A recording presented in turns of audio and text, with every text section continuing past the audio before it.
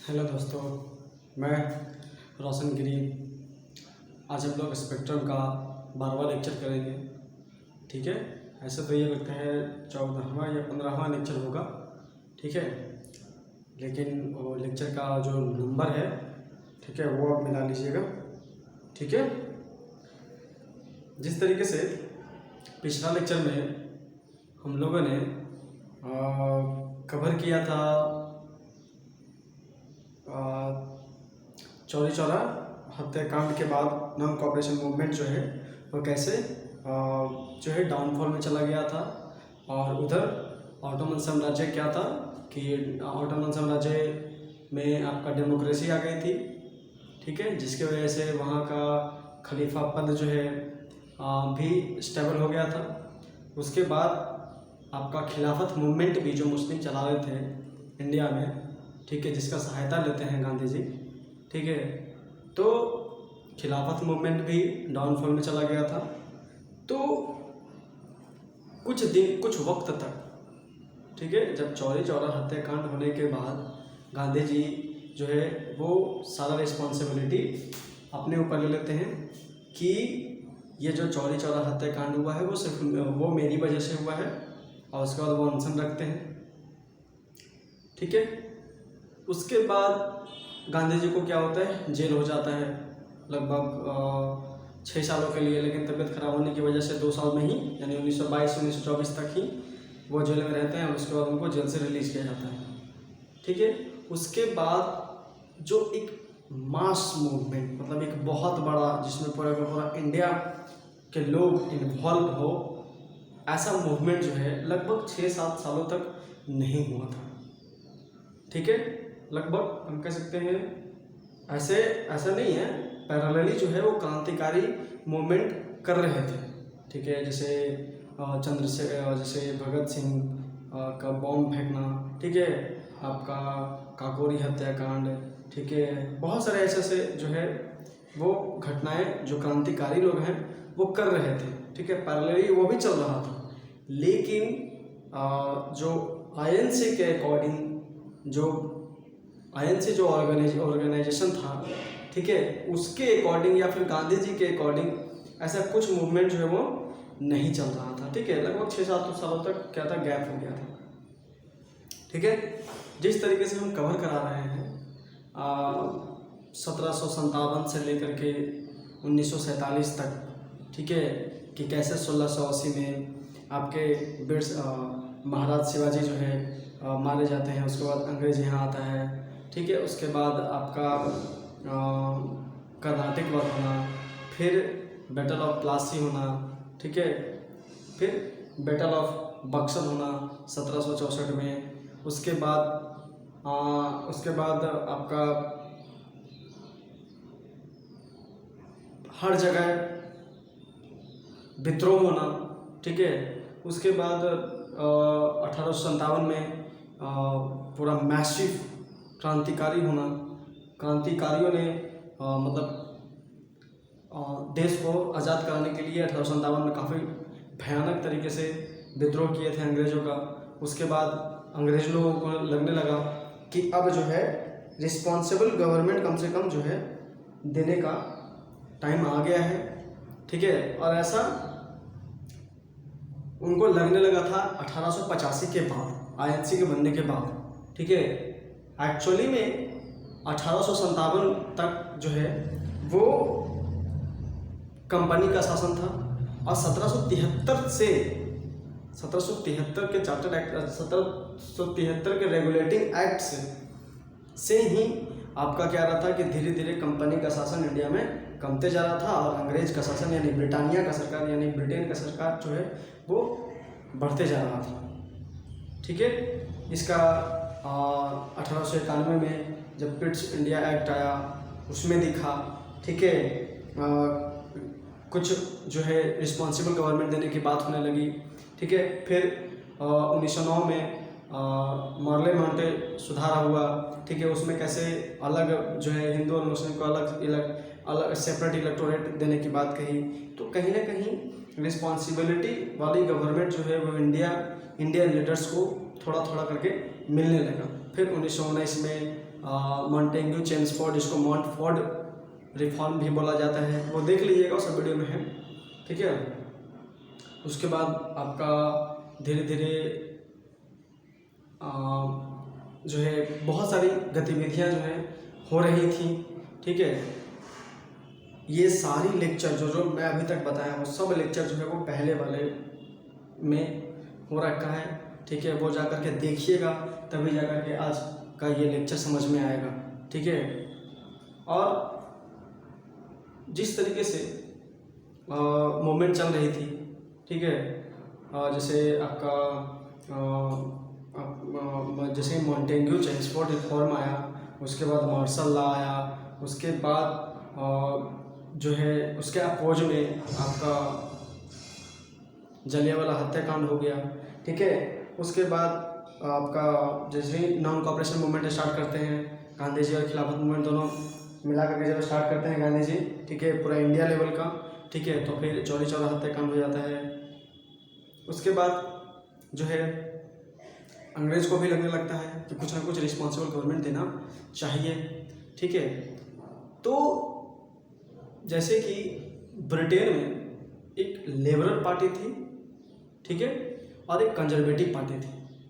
तो conservative party 1919 तक Montagu Chelmsford reform तो लाया, हर एक 10 साल पे आ रही थी रिफॉर्म, ठीक है। तो इस बार आना था 1929 में, ठीक है। 1909 में माले मॉन्टे सुधार आया और मॉन्टेग्यू चेम्सफोर्ड 1919 में आया, 1929 में भी आने वाला था, ठीक है, रिफॉर्म, ठीक है। तो उसी टाइम इलेक्शन था, उस टाइम में ही इलेक्शन था ब्रिटेन में, ठीक है। ब्रिटेन में दो पार्टियां थी, इंपॉर्टेंट पार्टीज, ठीक है, कंजर्वेटिव पार्टीज आज भी है और लिबरल पार्टीज। तो कंजर्वेटिव पार्टी को ऐसा लगने लगा कि हम सत्ता जो है वो गंवाने वाले हैं, ऐसा लगने लगा ब्रिटेन में। तो उन्होंने चाहा कि अगर लेबर पार्टी आ जाती है तो फिर भारत पे जो नियम कानून चल रहा था उसमें कुछ गड़बड़ी हो सकती है, ठीक है।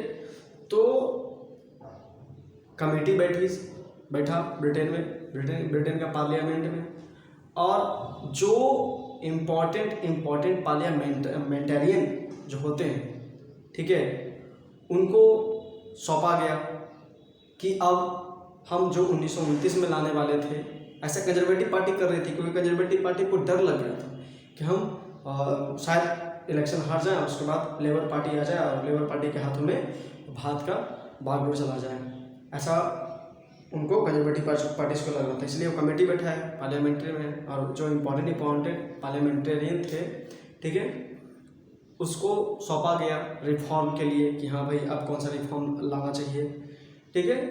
तो उसी में एक थे साइमन, ठीक है, और एक थे लॉर्ड बर्की, ठीक है, लॉर्ड बर्की और जॉन साइमन। देखिएगा, और ये जितना भी मैं बोर्ड पे लिखाता हूँ ना सारा का सारा पॉइंट प्लीज़ आप लोग नोट कीजिएगा, और कम से कम 4 से 5 बार पूरे लगभग, अगर सही में अच्छे से समझना है मॉडर्न हिस्ट्री तो मेरे पूरे लेक्चर को बिल्कुल सही से आप लोग क्या कर लीजिए कि कवर कर लीजिए, ठीक है। 4 से 5 बार आप देखिए, तभी जा कर के क्लियर होगा, क्योंकि यार जब तक मेहनत नहीं करोगे तब तक मॉडर्न हिस्ट्री समझ में नहीं आएगा। एक कान से सुनो, एक कान से निकालो, इस तरीके से है, ठीक है। मैं भी बहुत पढ़ा हूँ, और पढ़ने के बाद कम से कम 5-6 बार 10 बार लिखता हूँ, तब जा कर के समझ में आता है, ठीक है। तो आप लोग भी सोचिएगा कि सिर्फ वीडियो देखने से काम चल जाए तो ऐसा नहीं होगा, ठीक है। कम से कम आप भी 3-4 बार वीडियो देखिए, रिवाइज कीजिए, और उसके बाद 1 से 2 बार 5 बार 10 बार आप कॉपी पे या फिर जो व्हाइट बोर्ड होता है, ठीक है, उस पर आप लिख के प्रैक्टिस कीजिए, तब जा करके आपको मॉडर्न हिस्ट्री जो है वो क्लियर हो पाएगा। और आप जान ही रहे कि 67वां BPSC वैकेंसी आने वाली है, ठीक है, अगस्त सितंबर तक आ ही जाएगी, तो क्यों ना अच्छे से अभी से ही कवर किया जाए।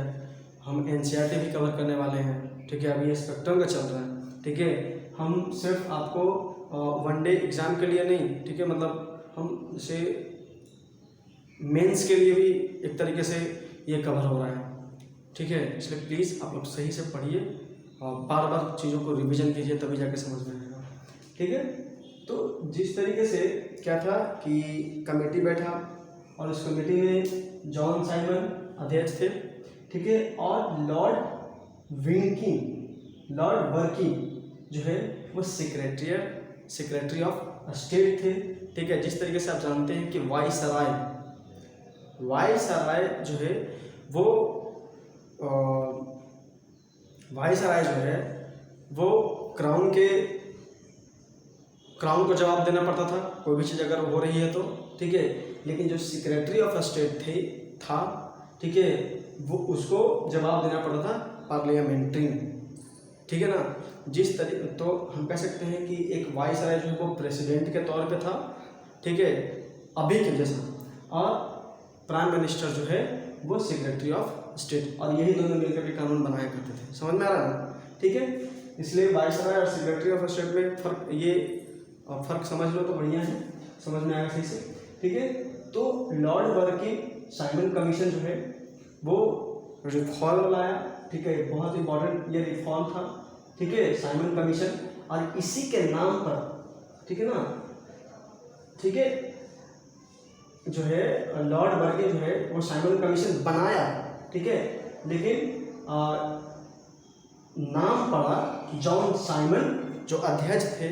ठीक है, उसके नाम पर आपका वो जो रिफॉर्म था साइमन कमीशन उसका नाम पड़ा। ठीक है, यहाँ तक क्लियर है? ठीक है, इस साइमन कमीशन में 7 अंग्रेज थे, और जो 7 अंग्रेज थे वो ब्रिटेन के पार्लियामेंट के काफ़ी इम्पॉर्टेंट लीडर्स थे। ठीक है, तो उन्हीं को यह चीज़ सौंपा गया, लेकिन एक पॉइंट है, याद रखिएगा कि 7 के 7 अंग्रेज ही थे, इसमें कोई भी इंडियन लीडर नहीं था इस रिफॉर्म में, याद रखिएगा। ठीक है, और इसमें क्लीमेंट एटली भी थे। ठीक है, ये वही क्लीमेंट एटली हैं जो देश आज़ाद होने के 10 साल बाद ब्रिटेन के प्रधानमंत्री बनते हैं, और जब ये ब्रिटेन के प्रधानमंत्री बनते हैं तब ये एक जो है वाक्य बोलते हैं कि भारत को आज़ादी गांधी की वजह से नहीं, सुभाष चंद्र बोस की वजह से मिला है। ठीक है, लेकिन ये डिबेट का इश्यू है, आप इसे डिबेट के लिए छोड़ दीजिए। ठीक है, हमको जो पढ़ना है हम वो पढ़ेंगे। ठीक है, किसी के भी वजह से मिली आज़ादी तो मिली ना, और दोनों के दोनों देश को आज़ाद करने में पूरी तरह से लीन थे, इसलिए हम दोनों को देवता मानते हैं। ठीक है, ऐसा मेरा मानना है। आपका क्या मानना है आप डिबेट करते रहिए। ठीक है,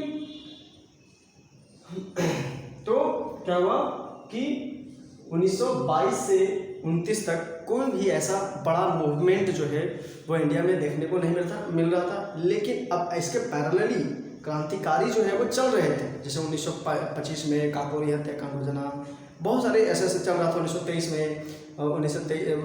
में लगता है शायद भगत सिंह को फांसी का सजा मिल जाना, तो बहुत सारे चल रहे थे क्रांतिकारी मूवमेंट चला रहे थे। लेकिन जो कहते हैं ना कि गांधी जी के द्वारा या फिर INC के द्वारा ऐसा कोई भी मूवमेंट 7 सालों तक नहीं चल रहा था, चौरी चौरा हत्या करने के बाद। ठीक है, और गांधी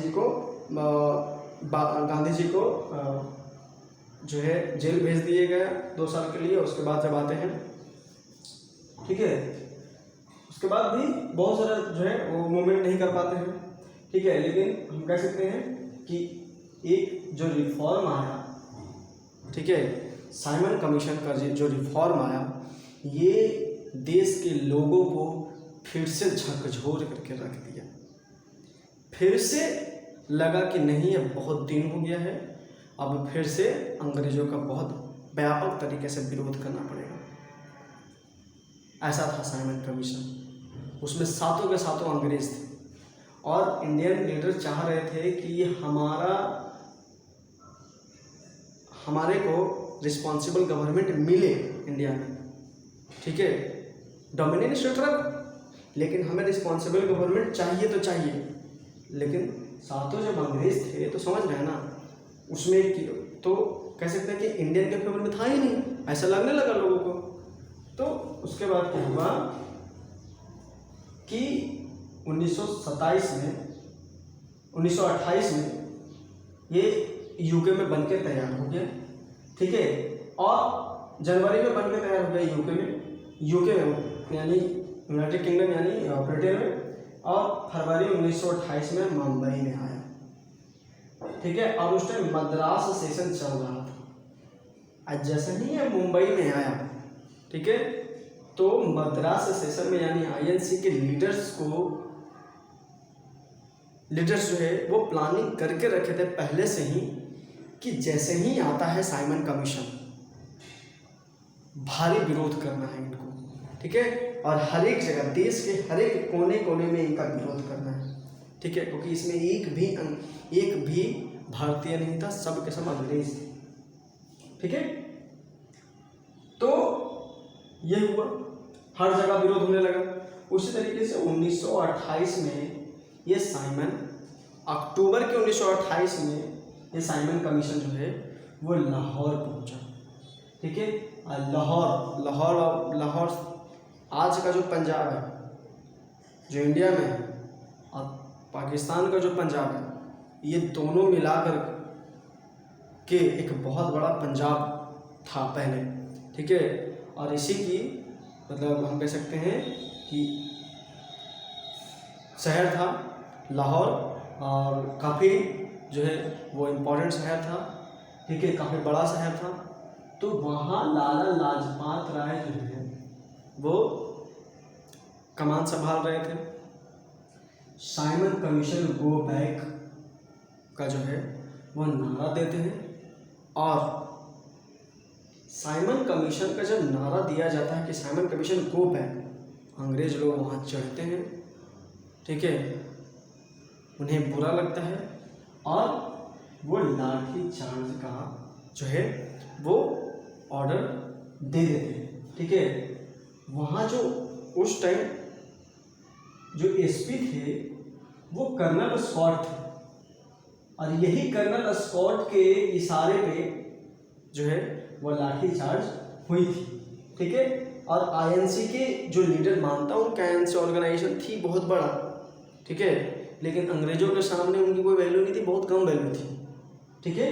तो आईएनसी के जो लीडर्स थे उन पर भी जो है वो लाठी चार्ज का ऑर्डर मिलता है। और इसी में लाला लाजपत राय को क्या होता है कि बहुत ज़्यादा चोट लग जाता है सर पे, और जैसे ही सर पे चोट लगता है तो वो काफ़ी ज़्यादा घायल हो जाते हैं, और घायल होने के बाद वो कुछ दिनों में जो है वो मतलब डेथ हो जाते हैं। और डेथ होने के जस्ट पहले वो एक वाक्य बोलते हैं, एक शब्द बोलते हैं, शब्द नहीं एक वाक्य बोलते हैं कि जितने कील, ठीक है, जितने कील हमारे ताबूत पे ठोके जाएंगे,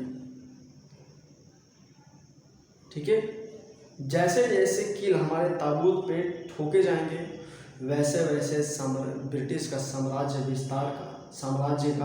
ब्रिटिश साम्राज्य का भारत में नाश होना, विनाश होना स्टार्ट हो जाएगा। ऐसा लाला लाजपत राय जो है वो बोलते हैं मरते टाइम, ठीक है, और उनकी बात बिल्कुल सही होती है, सच होती है, ठीक है। उसके बाद तो पूरा का पूरा एकदम जैसे लाला लाजपत राय की वजह से ही जो है बदला लेने के लिए ही जो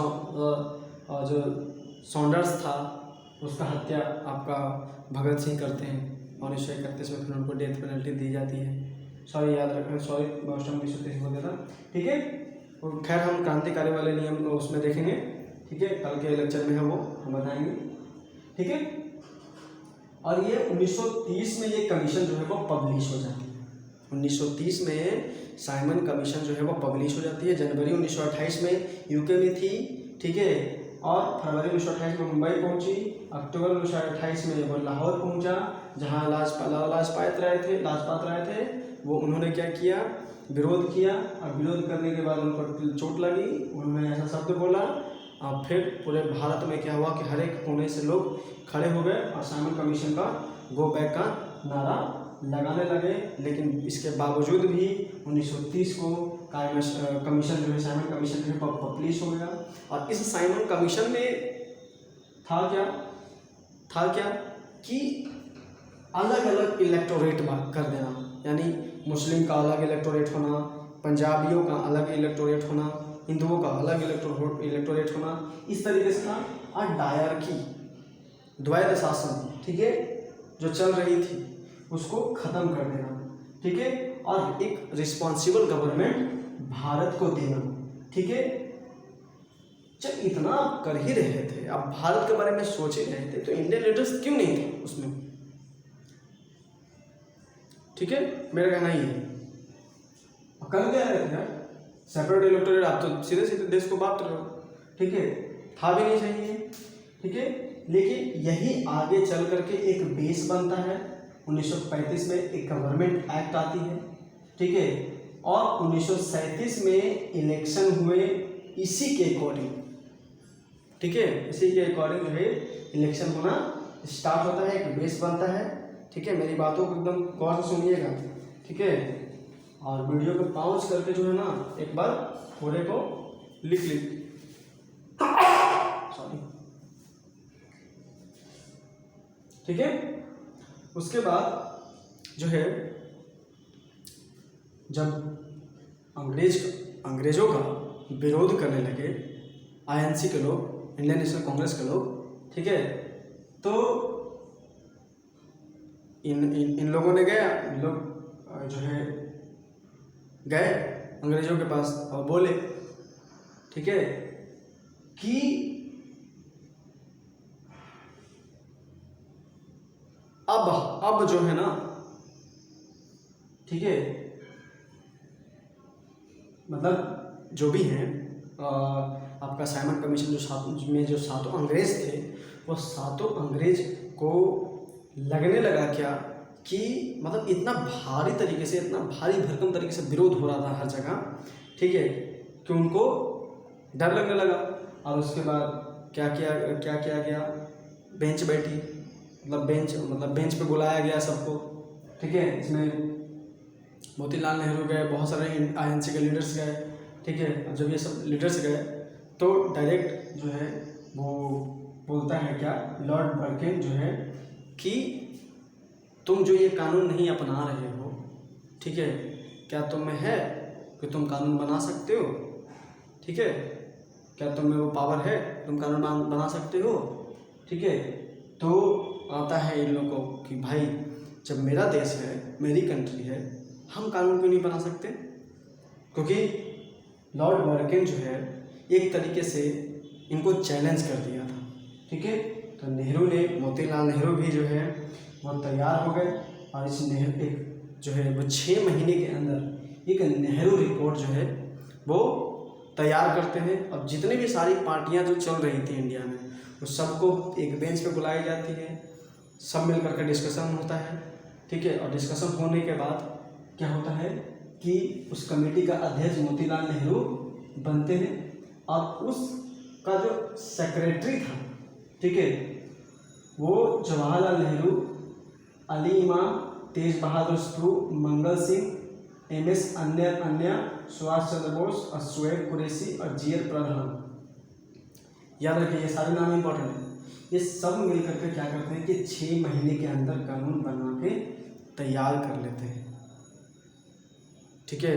और मतलब अंग्रेजों का कि हाँ भाई तुम जो बोले थे ऐसा नहीं है, हम अपने देश के लिए कानून बना सकते हैं। लेकिन अब नेहरू रिपोर्ट जो था, उस नेहरू रिपोर्ट में क्या कानून था, तो उस नेहरू रिपोर्ट में, ठीक है, और याद रखिएगा ये जो नेहरू रिपोर्ट थी ना, इस नेहरू रिपोर्ट को मोहम्मद अली जिन्ना की कमेटी भी जो है इसको सपोर्ट करती है। अब इस कमेटी में था क्या कि जैसे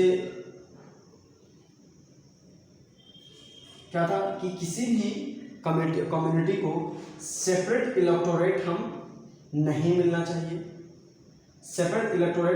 चाहिए, और जो प्रोविंशियल यानी जो स्टेट था, पहले स्टेट को प्रोविंशियल बुलाया जाता था, ठीक है, और प्रोविंशियल और सेंट्रल गवर्नमेंट तो था ही।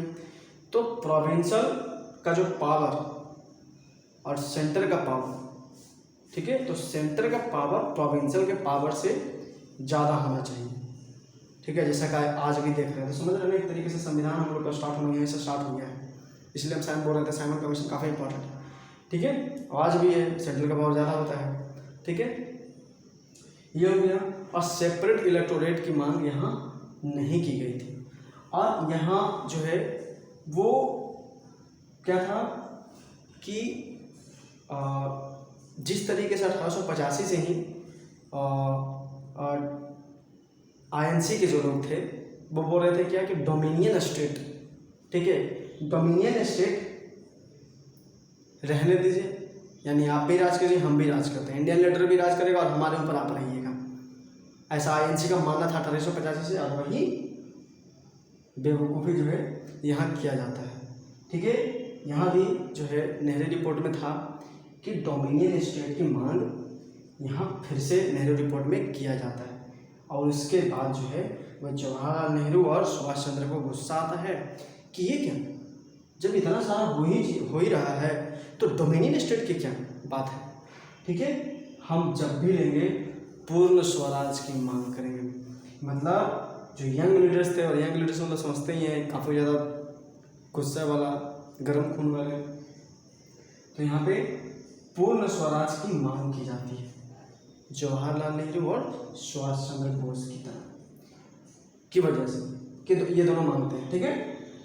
अब पहला पॉइंट था इसमें क्या नेहरू रिपोर्ट में कि डोमिनियन स्टेट देना, ठीक है। दूसरा क्या था कि सेपरेट इलेक्टोरेट नहीं होना।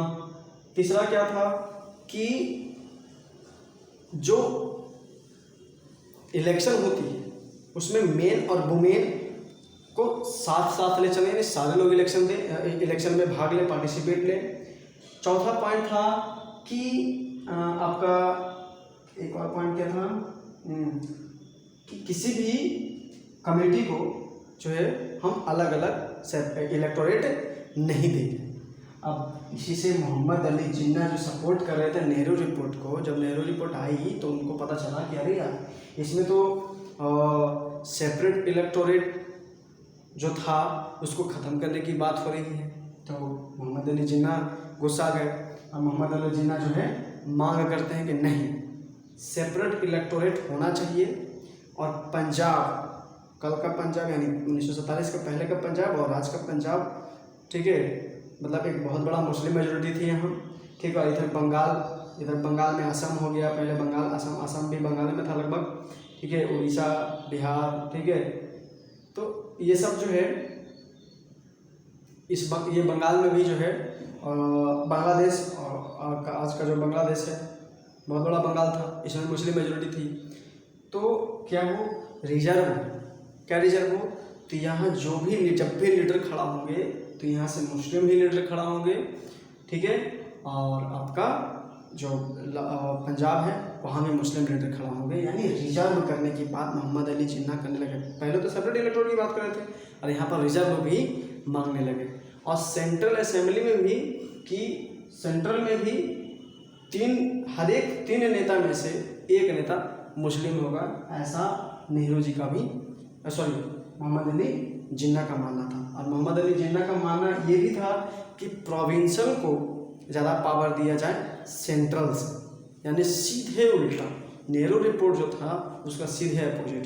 यहीं से धीरे धीरे क्या होता है कि पाकिस्तान का भारत से बटने की कहानी शुरू हो जाती है, ठीक है।